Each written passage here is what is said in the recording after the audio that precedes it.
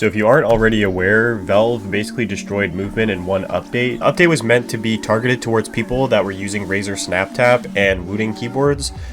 for an unfair advantage, and people that resulted in using configs to get the same type of advantage. And instead of actually addressing the problem and fixing just that, they basically put a massive band-aid over everything, which is screwed over the movement community, which I'm going to get into right now. So the patch notes show that now if you try in a config to use things like jump or crouch in a config, it's just going to be ignored unless you have an SV cheats protected command in the console,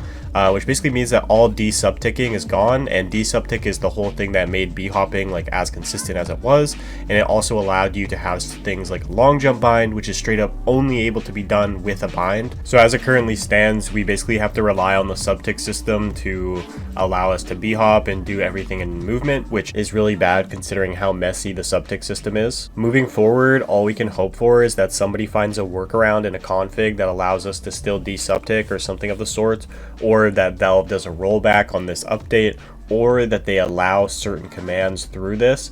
Me personally, I believe that they should only patch out WASD, considering WASD was the main culprit for how Razer SnapTap and Wooting was giving people unfair advantages. So as it currently stands, all my videos about configs don't work, so don't download them. It's just a waste of time, and the game is going to feel absolutely dreadful to play for movement for a while, and I'll keep you guys updated.